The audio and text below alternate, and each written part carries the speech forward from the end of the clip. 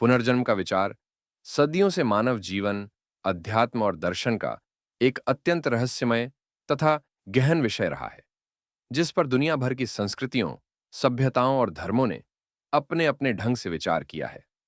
भारत जैसे देश में तो यह मान्यता हजारों वर्षों से मन और आत्मा की यात्रा का एक मुख्य आधार रही है, जहां यह माना जाता है कि मनुष्य केवल एक शरीर नहीं, बल्कि एक अनंत चेतना है।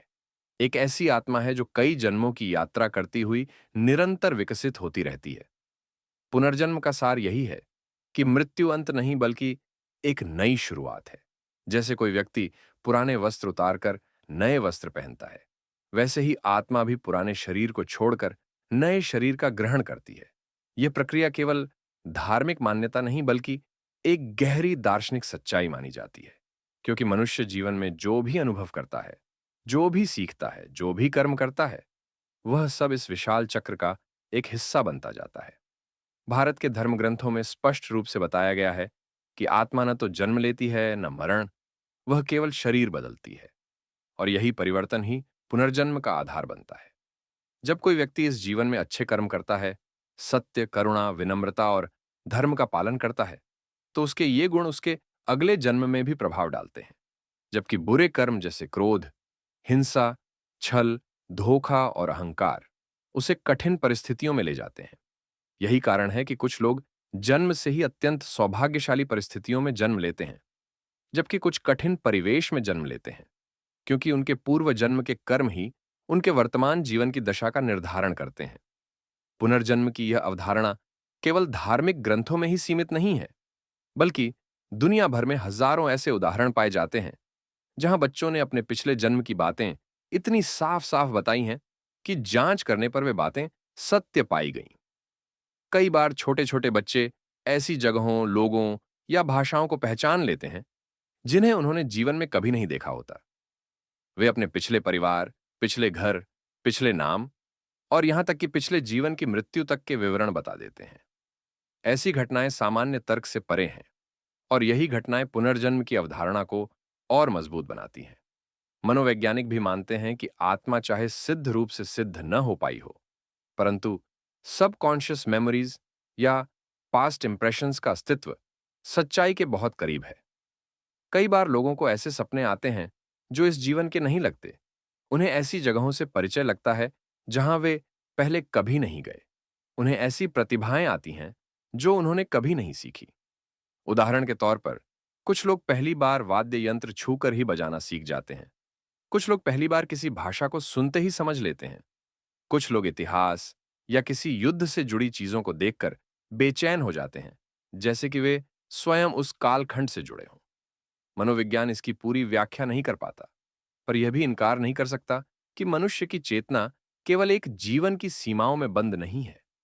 अब यदि विज्ञान की दृष्टि से देखा जाए, तो विज्ञान आत्मा और जन्म मरण के चक्र को अभी तक साबित नहीं कर पाया है।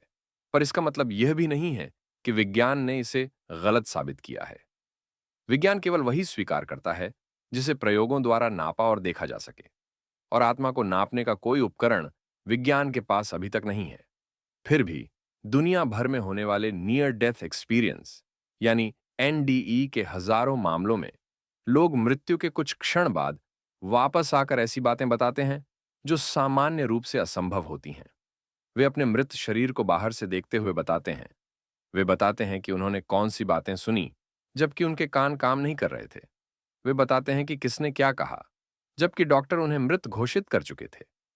इससे यह संकेत मिलता है कि चेतना शरीर पर निर्भर नहीं, बल्कि उससे अलग किसी स्तर पर भी मौजूद है। और अगर चेतना अलग है, तो यह भी संभव है कि वह मृत्यु के बाद भी अस्तित्व में बनी रहती है। इसके अतिरिक्त संसार के कई दार्शनिक यह तर्क देते हैं कि जीवन यदि केवल एक बार मिलता, तो मनुष्य के भीतर इतनी गहरी प्रवृत्तियां, डर, प्रतिभाएं और भावनाएं कहां से आती। कोई व्यक्ति बिना किसी अनुभव के भी समुद्र या ऊंचाई से क्यों डरता है? कोई व्यक्ति जन्म से ही किसी विशिष्ट कला में कैसे निपुण होता है? कुछ लोग किसी विशेष क्षेत्र, भाषा या देश से इतने जुड़ाव महसूस क्यों करते हैं, जबकि उन्होंने उसे पहली बार देखा हो? इन सभी घटनाओं को एक ही जन्म से जोड़ पाना संभव नहीं। इसीलिए पुनर्जन्म एक तर्कसंगत संभावना बनकर उभरता है। भारत के संतों, ऋषियों और महान गुरुओं ने भी इस विषय पर बहुत गहराई से चर्चा की है। वे कहते हैं कि आत्मा का उद्देश्य केवल जन्म लेकर मर जाना नहीं, बल्कि निरंतर सीखना, जागना, अनुभव करना और अंततः मुक्त होना है। मनुष्य हर जन्म में कुछ सीखता है, कुछ खोता है, कुछ पाता है और कुछ अधूरा छोड़ जाता है। आत्मा का सफर तब तक जारी रहता है जब तक वह पूर्ण ज्ञान प्राप्त न कर ले, जिसे मोक्ष कहा जाता है। मोक्ष का अर्थ है जन्म और मृत्यु के अनंत चक्र से मुक्त हो जाना, एक ऐसी अवस्था जहां आत्मा को पुनः कोई शरीर नहीं धारण करना पड़ता।